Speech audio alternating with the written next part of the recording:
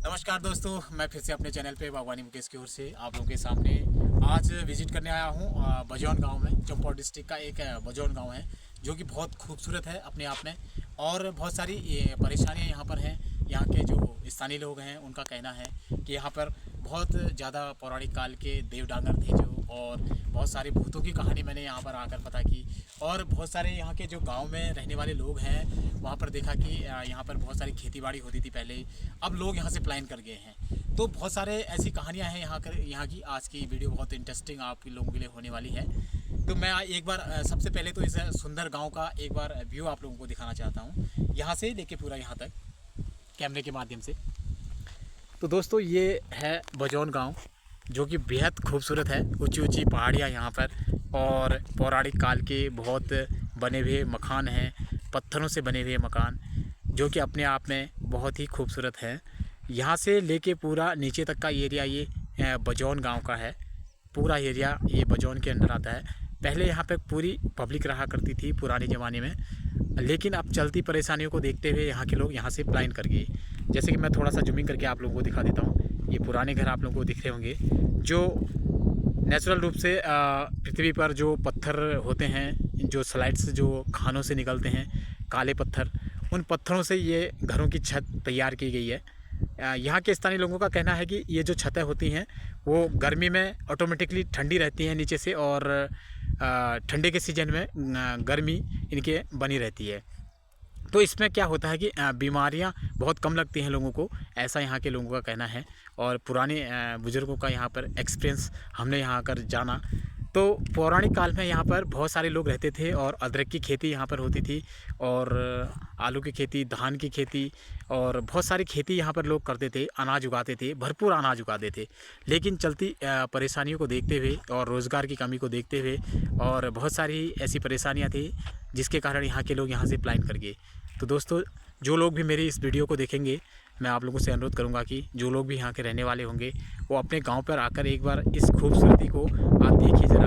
ये सुनी नदियाँ, नाले, और यहाँ की ठंडी हवा, और यहाँ कर पर्वतों को छूता हुआ ये बादल सब आपका इंतज़ार कर रहा है। तो दोस्तों, ये यहाँ की दिक्कतें और परेशानियाँ हैं। थोड़ा सा और मैं आप लोगों को यहाँ पर प्रकाश डालना चाहूँगा इस। तो दोस्तों, अभी तक मैंने जो बताया आप लोगों को, यहाँ की परेशानी आप लोगों तक शेयर की। तो मैंने कुछ स्थानीय लोगों से यहाँ पर पता किया। इन लोगों का कहना है कि जो सामने ठीक एक गांव आपको लोगों को दिख रहा है, उस गांव में पौराणिक काल में क्या होता था, देव डांगर जो थे तो वहाँ से अपना देव डांगर की उसमें वेशभूषा में आते थे। और वहाँ पर एक फौजी कोई था, उसका हेलीकॉप्टर क्रैश हो गया था। ऊपर वाली चोटी पे मैं आपको दिखाना चाहूँगा, ऊपर वाली चोटी आपको दिख रही होगी, उस चोटी पे एक हेलीकॉप्टर क्रैश हो गया था, जो कि एक फौजी वहाँ से गिर गया था। उस फौजी की किसी ने हेल्प नहीं की, क्योंकि एक जंगल था, जंगल के रास्ते में कोई किसी की हेल्प करने के लिए कोई आदमी नहीं था। तो उसकी आत्मा को शांति नहीं मिल पाई, वो वहाँ से उसकी आत्मा को भटकने लग गया।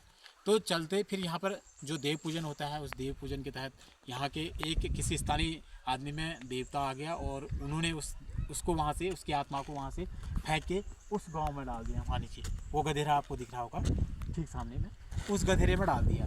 तो होता क्या है कि जब भी देवताओं का यहाँ पर पर्व आता है, उस पर्व में जैसे यहाँ पर ठीक सामने में भगवती का मंदिर है, और यहाँ पर एक त्यूनर एक देवता बताएगी, और भूमिया देवता यहाँ पर बताएगी, बहुत सारे देवता। बच्चों द्वारा मैंने पता किया, उन्होंने बताया, स्थानीय बच्चे हैं जो यहाँ के रहने वाले। तो वो वहाँ से उन भूतों को पत्थर मार कर भगाते हैं, वहाँ से पत्थर मार के भगाते हैं, क्योंकि वो उनके एरिया में आ जाते हैं। और फिर वहाँ से फिर पूजा करने के लिए यहाँ पर आते हैं वो लोग, तो फिर से वो भूत वहीं पर चले जाते हैं। तो इस तरीके की यहाँ पे एक कहानी बनी हुई है।